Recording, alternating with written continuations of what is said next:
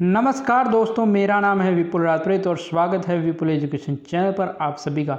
दोस्तों, कक्षा 11 की जो बुक चल रही है आज़ादी के बाद स्वर्णिम भारत भाग 1 और उसका पाठ नंबर 2 चल रहा है भारत का स्वतंत्रता आंदोलन। इस भाग को जो है अब तक हम 5 पार्टों में देख चुके हैं। आपने 5 पार्ट नहीं देखे, आई बटन में लिंक मिलेगा, जाकर देख सकते हैं। आज हम 6 नंबर भाग लेके आए हैं। हालांकि ये पार्ट बहुत बड़ा है तो इसको टाइम लगेगा अभी पुराने में।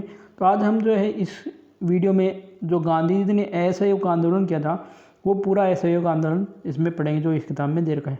तो देखो, असहयोग आंदोलन, इस वक्त गांधी जी धीरे धीरे उस खिलाफत आंदोलन में खींचे जा रहे थे जिसके मन से उन्हें शीघ्र ही सरकार से असहयोग करने की घोषणा करनी थी। यानी गांधी जी जो झुकाव है वो खिलाफत आंदोलन की तरफ चल रहा था, जिसी के मंच पर जो है उन्होंने सरकार से असहयोग की घोषणा करनी थी। जब वे दक्षिण अफ्रीका में थे तभी से उनके मन में हिंदू मुस्लिम एकता को लेकर दिलचस्पी पैदा हो गई थी। यानी जब वह दक्षिण अफ्रीका में थे तब से उनके मन में ये लगा कि हिंदू मुस्लिम में एकता की जाए। उन्होंने अली बंधुओं से संपर्क स्थापित किया। यानी जो खिलाफत आंदोलन है अली बंधुओं द्वारा चलाया गया था, तो उनसे संपर्क स्थापित किया। वे मानते थे कि खिलाफत की मांग न्यायोचित है। यानी उन्होंने माना कि जो खिलाफत आंदोलन की जो मांग है ये उचित है। उनके लिए खिलाफत आंदोलन हिंदू और मुसलमानों को एकता में बांधने का एक ऐसा सुअवसर था जो सैकड़ों वर्षों में नहीं गया। यानी उन्होंने ये माना ये तो खिलाफत आंदोलन के जरिए हम हिंदू मुसलमानों को एक कर सकते हैं जो अगले 100 वर्षों में भी हम नहीं कर पाएंगे। नवंबर 1919 में गांधी जी खिलाफत सम्मेलन के अध्यक्ष हो गए। यानी नवंबर 1919 में जो खिलाफत सम्मेलन होता है उसके अध्यक्ष गांधी जी को चुना गया। सम्मेलन ने मुसलमानों से कहा कि वे मित्र राष्ट्रों की विजय के उपलक्ष्य में आयोजित सार्वजनिक उत्सवों में भाग लेने लगे। यानी जो मित्र राष्ट्रों की विजय है इसका जो सार्वजनिक उत्सव में भाग लेने लगे। घोषणा की कि यदि ब्रिटेन ने तुर्की के साथ न्याय नहीं किया तो बहिष्कार और असहयोग शुरू होगा। यानी कहा गया कि अगर ब्रिटेन जो है तुर्की के साथ न्याय नहीं करता तो बहिष्कार और असहयोग जरूर शुरू किया जाएगा। अमृतसर कांग्रेस और मुस्लिम लीग ने आंदोलन का समर्थन किया। यानी जो अमृतसर की कांग्रेस है और मुस्लिम लीग दोनों ने जो है इस खिलाफत आंदोलन को समर्थन दिया।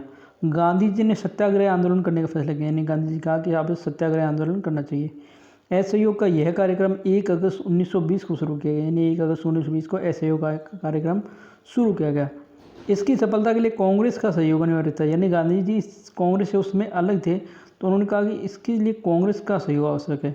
गांधी जी की अपील ने नरमपंथी और उग्रपंथी दोनों ही वर्ग के नेताओं को आकर्षित किया था। यानी गांधी जी की जो अपील थी उससे नरमपंथी भी आकर्षित हुए और उग्रपंथी दोनों आकर्षित थे, क्योंकि उन्होंने नरमपंथियों के साम्राज्य के अंतर्गत स्वराज के लक्ष्य को और उग्रपंथियों के असहयोग के माध्यम से प्राप्त करने का लक्ष्य से मिला दिया। यानी उन्होंने ये तो नरमपंथी मान लिया कि स्वराज के लक्ष्यों को, साम्राज्य के अंतर्गत स्वराज लक्ष्य, और जो उग्रपंथी हैं उनके असहयोग दोनों को मिलाकर, यहाँ तक कि क्रांतिकारी राष्ट्रवादियों ने भी उन्हें एक अवसर देना चाहा। यानी जो क्रांतिकारी राष्ट्रवादी थे उन्होंने भी गांधी जी को एक अवसर देना चाहा।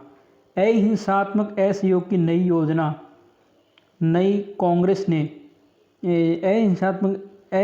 योजना कांग्रेस ने सितंबर 1920 में कलकत्ता के अपने विशेष अधिवेशन में स्वीकार किया। यानी जो ऐसे आंदोलन है इसकी जो मांग है वो सितंबर 1920 में कलकत्ता के विशेष अधिवेशन में मानी गई।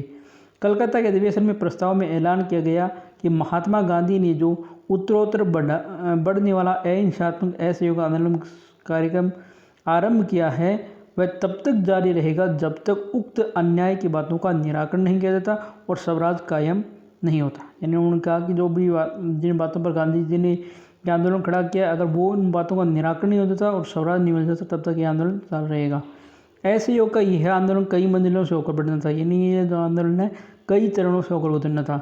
इसकी शुरुआत सरकार की दी हुई उपाधियों त्यागने और 3 तरह के बहिष्कार से होने वाला था। यानी इसकी शुरुआत में क्या की गई, जो सरकार द्वारा जो भी उपाधियाँ दी गई थी उनको त्यागना और 3 तरह का बहिष्कार हुआ। 3 तरह का बहिष्कार क्या, एक तो धरना सभाओं का बहिष्कार करना, अदालतों का बहिष्कार करना, स्कूल और कॉलेजों का बहिष्कार करना शामिल था।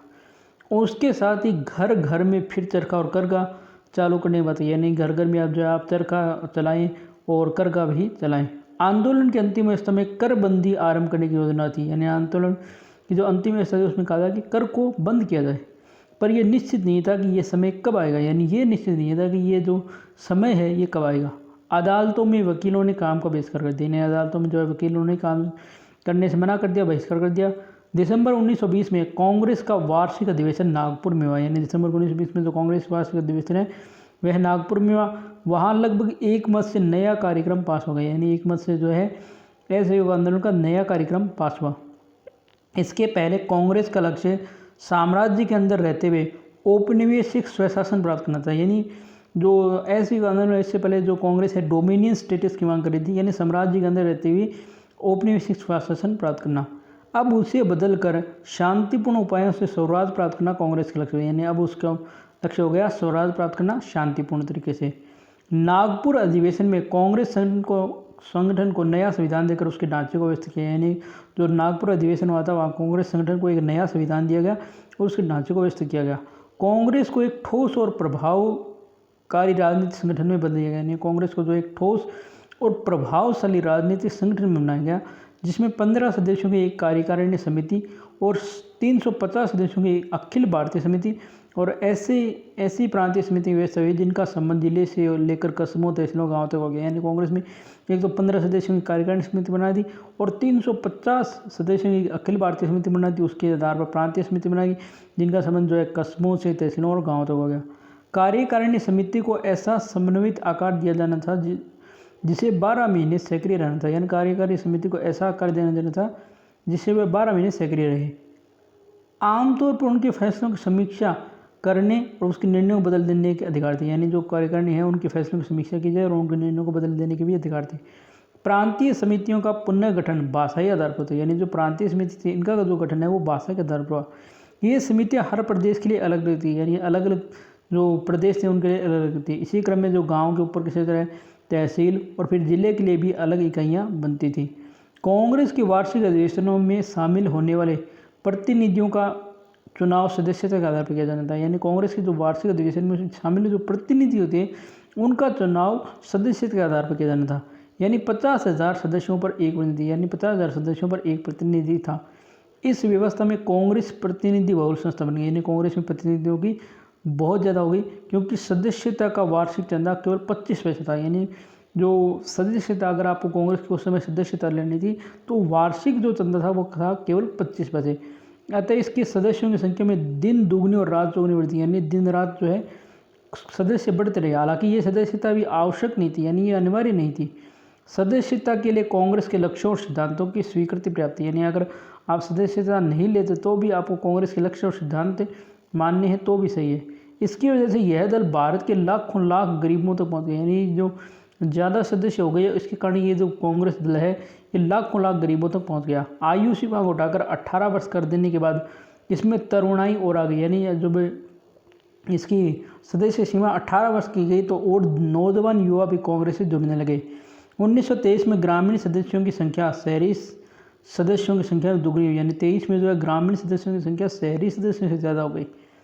आधारभूत परिवर्तन न केवल दल की सामाजिक बनावट और उसके दृष्टिकोण और नीतियों में भी किया गया, यानी उसका जो आधारभूत परिवर्तन है वो कांग्रेस की दल जो है इसकी सामाजिक बनावट और उसकी दृष्टिकोण और उसकी नीतियों में भी किया गया। सदस्यता अब केवल एक निष्क्रिय काम न होकर जीवंत प्रतिबद्धता बन गई थी, यानी अब ये नहीं कि आप सदस्य बन गए और आराम से बैठ के, नहीं, आपको काम भी करना पड़ेगा। कांग्रेस राजनीति सामाजिकरण का एक शस्त्र बन गई थी, यानी कांग्रेस जो है राजनीतिक समाजीकरण का एक सदस्य बन गई। इसमें खादी, छुआछूत निवारण, मद्य निषेध, राष्ट्रीय शिक्षा के काम जो है अपने हाथ में लिए। हिंदी और अन्य भारतीय भाषाओं के प्रयोग ने शिक्षितों और आम जनता के बीच की दीवार को भी तोड़ दिया, यानी हिंदी और अन्य भारतीय भाषाओं का जो प्रयोग है उससे शिक्षितों और आम जनता के बीच में एक दीवार थी वो तोड़ दी गई। एक तिलक स्वराज कोष की स्थापना की गई जिसमें 6 महीने के भीतर 1 करोड़ से अधिक रुपए इकट्ठा हुए, यानी एक तिलक स्वराज कोष बनाया गया था जिसमें 6 महीने के भीतर 1 करोड़ से ज़्यादा रुपए इकट्ठा हो गए। इसके कारण संगठन वित्तीय मामलों से गए, यानी अब जो वित्तीय जन रुपए पैसे की समस्या नहीं रही। इस प्रकार जन समर्थन के नींव पर खड़े एक धर्मनिरपेक्ष दल ने गांधी जी के नेतृत्व में अद्भुत स्तर से साम्राज्यवाद में संघर्ष करने का फैसला, यानी ये जो धर्मनिरपेक्ष दल था कांग्रेस और गांधी जी के नेतृत्व में एक अद्भुत स्तर यानी अहिंसा से जो साम्राज्यवादी थे, यानी जो ब्रिटानिया सरकार थी या अंग्रेज थे उनसे संघर्ष का फैसला लिया। जल्द से जल्द स्वराज प्राप्त करने के लिए कांग्रेस ने सरकार के खिलाफ संघर्ष चलाने का जो नया कार्यक्रम अपनाया उसे जन आंदोलन बड़ी तेज़ी से आगे बढ़ा चला। यानी जो जल्द से जल्द स्वराज प्राप्ति के लिए कांग्रेस ने जो भी संघर्ष चलाया था उसको जन आंदोलन बड़ी तेज़ी से आगे बढ़ चला। गांधी जी ने स्पष्ट शब्दों में यह भविष्यवाणी की थी कि स्वराज 1 वर्ष के बाद मिल जाएगा। यानी गांधी जी ने कहा कि यह आंदोलन इसी प्रकार चला तो 1 साल बाद हमें स्वराज मिल जाएगा। यहाँ तक कि उसके लिए उन्होंने एक तारीख भी निश्चित कर दी थी, 31 दिसंबर 1921 से पहले स्वराज मिल जाने वाला था। यानी उन्होंने कहा कि 31 दिसंबर 1921 से पहले स्वराज मिल जाएगा। बात यहाँ तक बढ़ गई कि सितंबर 1921 में गांधी जी ने एक सम्मेलन में कह डाला कि साल खत्म होने के पहले पहले स्वराज प्राप्त कर लेने का मुझे इतना पक्का विश्वास है कि बिना स्वराज लिए मैं 31 दिसंबर के बाद जीवित रहने की कल्पना कर सकती। यानी गांधी जी ने कहा कि इस साल के समाप्त होने तक हमें जो है आज़ादी मिल जाएगी, और अगर ये आज़ादी नहीं मिली तो मैं इसके बाद जीवित रहने की कल्पना नहीं कर सकता। कांग्रेस के सभी उम्मीदवारों द्वारा चुनाव में अपने नाम वापस लेने के बाद वकीलों से, अदालतों का और जनता से शिक्षण संस्थानों, विदेशी कपड़ों और शराब की दुकानों का बहिष्कार करने पर जोर दिया गया। यानी जो है जब चुनाव हो रहे थे तो कांग्रेस के सभी उम्मीदवार अपने नाम वापस ले लें। वकीलों ने, अदालतों का और जनता ने शिक्षण संस्थाओं का, विदेशी कपड़ों और शराब की दुकानों का बहिष्कार करने पर जोर दिया गया। बहुत बड़ी संख्या में छात्रों ने अपने स्कूल कॉलेज छोड़ दिए, शिक्षकों ने त्यागपत्र दी। बहुत बड़ी संख्या में जो है छात्रों ने अपने स्कूल कॉलेज छोड़ दिए, शिक्षकों ने पढ़ाना छोड़ दिया। जामिया मिलिया इस्लामिया, काशी, बिहार और गुजरात विद्यापीठ जैसी राष्ट्रीय शिक्षण संस्थाओं की स्थापना हुई थी। आचार्य नरेंद्र देव, डॉक्टर राजेंद्र प्रसाद, डॉक्टर जाकिर हुसैन और सुभाष चंद्र बोस ने इन राष्ट्रीय विद्यालयों में प्राध्यापन का कार्य, यानी इनमें ये लोग जो है पढ़ाने लगे। 30 सितंबर 1921 तक विदेशी कपड़ों की पूर्ण बहिष्कार का काम पूरा कर दिया जाना चाहिए। यानी कहा गया कि 30 सितंबर से पहले जो विदेशी कपड़े इनका बहिष्कार पूर्णतः किया जाए। शताब्दी के पहले दशक में स्वदेशी आंदोलन के दौरान धरनों और सार्वजनिक स्थलों पर विदेशी वस्तुओं की होली जलाने घटनाओं की पुनरावृत्ति होनी चाहिए। यानी जो शताब्दी के पहले दशक में जो है स्वदेशी आंदोलन के दौरान जितने भी धरने हैं और सार्वजनिक स्थानों पर जो विदेशी वस्तुओं की होली जलाने की घटना की पुनरावृत्ति होनी चाहिए। छात्र समुदाय को स्वयं सेवक के रूप में संगठित किया गया। यानी जो छात्र समुदाय है इसको स्वयं सेवक बनाया गया। उन्हें राष्ट्रीय मसालों के प्रचार, यानी जो भी राष्ट्रीय मसाले थे उनके प्रचार, दान की रकम एकत्रित करना, दान रकम एकत्रित करना, अंग्रेजों का साथ देने वाले के विरुद्ध प्रदर्शन करना और पंच निर्णयों वाली अदालतों का संचालन करना, विदेशी वस्तु बेचने वाली दुकानों के सामने धरना देने का काम किए। यानी ये सब जो है छात्रों के काम किए गए। आंदोलन को वेल्स के राजकुमार के आगमन के बहिष्कार में असाधारण सफलता मिली। जब जो वेल्स था, वेल्स के राजकुमार जब भारत आते हैं तो उसको बहिष्कार किया गया। बम्बई में हड़तालें हुई और समुद्र तट पर एक सभा की गई जिसमें गांधी जी ने जो है विदेशी कपड़ों की होली जलाई, लेकिन भीड़ जो है अनुशासनहीन हो गई। यानी भीड़ जो है बेकाबू हो गई। पुलिस ने वहाँ गोलियां चलाई। कलकत्ता में खिलाफत वालों और पुलिस के बीच जो है एक संघर्ष के अलावा हड़ताल भी पूरी तरह सफल रही। सरकार बहुत संकट में आ गई थी, उसने दमनकारी कदम उठाने पर, यानी सरकार ने कहा कि अब इस आंदोलन को कुचलना चाहिए। कांग्रेस और खिलाफत स्वयं सेवकों के संगठन को गैर कानूनी घोषित कर दिया। यानी कांग्रेस को और खिलाफत जो आंदोलन था उसको गैर कानूनी घोषित कर दिया। जनसभाओं और जुलूसों पर प्रतिबंध लगा दिया गया। यानी जो जनसभाएं थी और जो जुलूस थे उन पर प्रतिबंध लगा दिया गया। ये संगठन और भाषण की स्वतंत्रता एक चुनौती थी, क्योंकि इसके बिना कोई भी राजनीतिक आंदोलन चल नहीं सकता। यानी ये जो दमनकारी नीति थी ये कांग्रेस संगठन को और उनके भाषणों की स्वतंत्रता एक चुनौती थी, क्योंकि इसके बिना कोई भी राजनीतिक आंदोलन चल नहीं सकता। चित्तरंजन दास ने चुनौतियों को स्वीकार करके आदेश की अवज्ञा करते हुए कहा, चित्तरंजन दास थे, उन्होंने सीआर दास थे, उन्होंने जो है आदेश की अवज्ञा करते हुए कहा कि मैं महसूस करता हूँ कि मेरी कलाइयों में हथकड़ियाँ पड़ी है और मेरे शरीर पर लोहे की जंजीर का वजन है। पूरा देश ही एक लंबा चौड़ा कारागार है, इससे क्या फ़र्क पड़ता है कि मैं जीवित रहूँ या मर गया हूँ। यानी ये एक बात सीआर दास ने कही थी। उनकी पत्नी और पुत्र की गिरफ्तारी के बाद हज़ारों कार्यकर्ताओं ने अपना नाम लिखना शुरू कर दिया। यानी जब उनकी पत्नी और पुत्र को गिरफ्तार किया तो हज़ारों कार्यकर्ता भी साथ में जेल गए। सन 1921 के अंत तक गांधी जी को छोड़कर सभी प्रमुख नेता जेल के संरक्षकों के भीतर थे। यानी 1921 के अंत तक गांधी जी को छोड़कर सारे जो प्रमुख नेता थे वो जेलों में थे।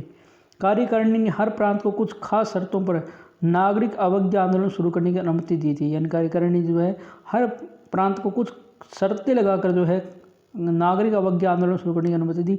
लेकिन मोपला के विद्रोह और बम्बई के दंगों से जो गांधी जी है वो बेचैन हो उठे, वे धीरे धीरे बढ़ना चाहते थे। यानी वो सोचा कि धीरे धीरे चलें। उन्होंने आंदोलन को शहरों से जहाँ अहिंसा असफल हो गई थी हटाकर गाँवों में तेज करने का फैसला किया। इन्होंने कहा कि शहरों में तो जो है हिंसा फैल रही है, तो अब हमें गाँव में आंदोलन करना चाहिए। अहमदाबाद कांग्रेस ने यह निश्चय प्रकट किया, वह अहिंसात्मक असहयोग आंदोलन को और भी जोर से चलाएगी, उस वक्त जारी रखेगी जब तक कि भारत सरकार के बागडोर जनता के हाथ में न जाए। यानी जो कांग्रेस थी, अहमदाबाद की कांग्रेस थी, उन्होंने कहा कि हमें असहयोग जो आंदोलन है इसको और भी तेज़ करेंगे, और जब तक जनता के हाथ में भारत की सरकार की बागडोर नहीं आती, ये आंदोलन चालू रहेगा। इस उद्देश्य की सिद्धि के साथ सारे अधिकार गांधी जी को दिए गए, यानी सारे अधिकार हैं वो गांधी जी को दे दिए गए। गांधी जी ने 1 फरवरी 1922 को वायसराय को अपनी प्रसिद्ध चुनौती दी, यानी 1 फरवरी जो है 1922 को वायसराय को उन्होंने चुनौती दी कि देश के सामने इसके सिवाय कोई और चारा नहीं है कि वे अपनी मांगों को पूरा करने के लिए अहिंसा का कोई तरीका अपनाएं। यानी गांधी जी ने कहा कि हमारे पास कोई चारा नहीं है कि हम अहिंसा का कोई भी तरीका अपनाएं। घोषणा की गई कि गांधी जी गुजरात के बारदौली में इसकी आजमाइश करेंगे, लेकिन इसके पहले कि बारदौली में नागरिक अवज्ञा का एक व्यापक जन आंदोलन शुरू किया जाता, 5 फरवरी को उत्तर प्रदेश में चौरी चौरा नामक जगह पर एक घटना घट गई। यानी जो बारदौली में जो जन आंदोलन होना था उससे पहले ही 5 फरवरी को उत्तर प्रदेश के चौरी चौरा नामक स्थान पर एक घटना घटती है। पुलिस के अंधाधुंध गोली चलाने में जवाब में किसानों ने पुलिस थाने में आग लगा दी। यानी जो पुलिस है उसने किसानों पर अंधाधुंध गोली चलाई, जो इसके जवाब में जो किसानों ने पुलिस थाने में आग लगा दी और 22 सिपाहियों की जो उसमें मृत्यु हो गई है। बारदौली में जो है शीघ्रता में कार्यकारिणी बैठक बुलाई गई, यानी कार्यकारिणी बैठक बुलाई जाती है, और गांधी जी के जोर देने पर 12 फरवरी को नागरिक अवज्ञा स्थगित करके एक रचनात्मक कार्यक्रम बनाने सहमति। यानी गांधी जी ने जो 12 फरवरी को इस आंदोलन को बंद कर दिया और एक रचनात्मक कार्यक्रम पर सहमति बनाई। बारदौली के फैसले से बहुत से राष्ट्रीय नेताओं को आघात लगा, यानी जो बहुत बड़े बड़े राष्ट्रीय नेता थे उनको बहुत आघात लगा। सुभाष ने इस राष्ट्रीय आपदा का, सुभाष चंद्र बोस ने कहा कि ये एक राष्ट्रीय आपदा है। गांधी जी को अपने अन्यायियों के बीच फैसले का औचित्य सिद्ध करने में बड़ी मुश्किलों का सामना करना पड़ा। यानी गांधी जी जो अपने अनुयायी थे या उनको मानने वाले थे, उनको समझाना उनको बहुत मुश्किल पड़ा था। उन्होंने नेहरू को यह विश्वास दिलाया कि यदि स्थगन नहीं होता तो हम लोगों ने अनिवार्य अहिंसक के बजाय हिंसक आंदोलन का नेतृत्व किया होता। यानी उन्होंने कहा कि यदि मैं आंदोलन अब स्थगित नहीं करता तो हम अहिंसक के बजाय हिंसक आंदोलन का नेतृत्व किया करते। पीछे हट जाना इस कदम से हमारा संघर्ष समृद्ध होगा, हम अपने लंगर स्थल पर वापस लौट आए। यानी उन्होंने कहा कि हमें पीछे हटना अब सही होगा, हम अपने जहाँ थे वहीं आ गए। 10 मार्च 1922 को गांधी जी को गिरफ्तार किया गया। यानी 10 मार्च 1922 को गांधी जी गिरफ्तार किया गया। उन पर राज्य के विरुद्ध द्वेष फैलाने का अभियोग लगाया। यानी कहा गया कि आपने जो है राज्य के विरुद्ध द्वेष फैलाया, यह अभियोग लगाया गया। गांधी जी ने अपने कार्य को उचित सिद्ध करने के सिलसिले में जो तर्क दिए उनकी वजह से ये मुकदमा ऐतिहासिक होगा, क्योंकि उन्होंने स्वयं अभियोग स्वीकार कर लिया था। यानी गांधी जी ने जो अपने बचाव में या अपनी बात कहने में जो तर्क दिए उसकी वजह से ये मुकदमा ऐतिहासिक होगा, क्योंकि उन्होंने अपना जो अपराध है वो स्वीकार कर लिया था। उन्होंने कहा कि न चाहते हुए भी मैं इस नतीजे पर पहुंचा कि ब्रिटेन के संबंध ने भारत को राजनीतिक और आर्थिक दृष्टि से इतना असहाय बना दिया जितना पहले नहीं था। यानी उन्होंने कहा कि मैं न चाहते इस नतीजे पर पहुंचा कि ब्रिटेन के जो संबंध है उन्होंने भारत को राजनीतिक और आर्थिक रूप से कमजोर कर दिया।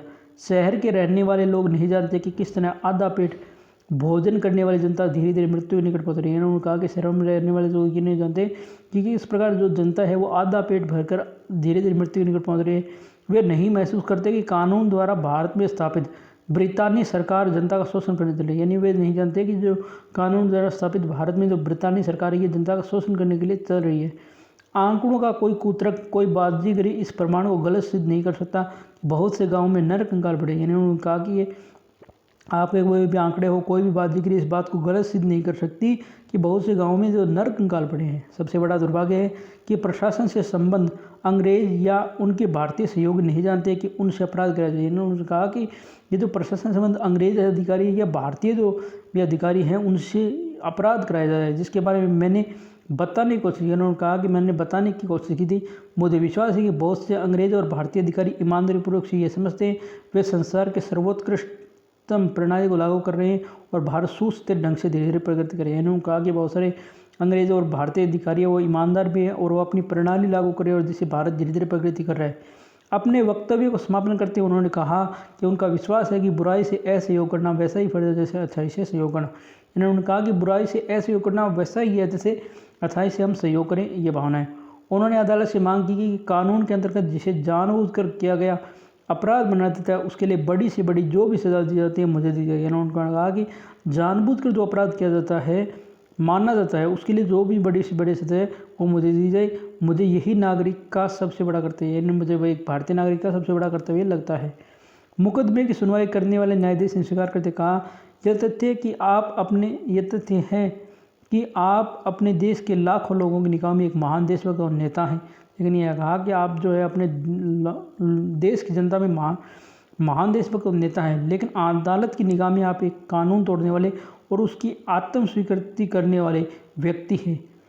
गांधी को 6 साल की सज़ा दी जाती है और यही सज़ा जो सन 1960 में लोकमान्य तिलक को दी गई थी।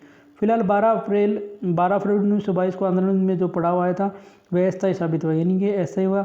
मॉन्टेग्यू और ब्रेकेन हेड ने कहा था कि भारत दुनिया की सबसे शक्तिशाली सत्ता को चुनौती नहीं दे सकता। इन्होंने कहा कि हम जो है दुनिया की सबसे शक्तिशाली सत्ता हैं और हमें भारतीय चुनौती नहीं दे सके। अगर चुनौती देगी तो इसका उत्तर पूरी ताकत से देंगे। उन्होंने कहा कि अगर हमारे खिलाफ गए तो हम पूरी ताकत से उत्तर देंगे। गांधी जी ने आंदोलन वापस लेने के बाद 23 फरवरी 1922 को यंग इंडिया में अपने लेख में इस चुनौती का उत्तर दिया। कहा कि अंग्रेज़ों को यह जान लेना चाहिए कि 1920 में छिड़ा संघर्ष अंतिम संघर्ष है, निर्णायक संघर्ष है और फैसला होकर रहेगा, चाहे 1 महीना लग जाए या 1 साल लग जाए, कई महीने लग जाए या कई साल लग जाए। अंग्रेजी हुकूमत चाहे उतने दमन कर ले जितना सन 1857 के विद्रोह के समय किया था, फैसला होकर रहेगा। यानी गांधी जी ने कहा कि अब तो फैसला होकर रहेगा। तो दोस्तों, आज के हम इस वीडियो में असहयोग आंदोलन पढ़ा। नेक्स्ट वीडियो में जो है हम सविनय अवज्ञा आंदोलन जो है वो पढ़ेंगे। ठीक है दोस्तों, यह था आज का वीडियो। आपको ये वीडियो कैसे लगा कमेंट करके आप जरूर बताना। वीडियो को लाइक करना, शेयर करना नहीं भूलिए। चैनल को आपने अभी तक सब्सक्राइब नहीं किया तो चैनल को जरूर सब्सक्राइब करें और बेल आइकन को प्रेस करें। धन्यवाद दोस्तों। जय हिंद, जय भारत। घर रहें, स्वस्थ रहें।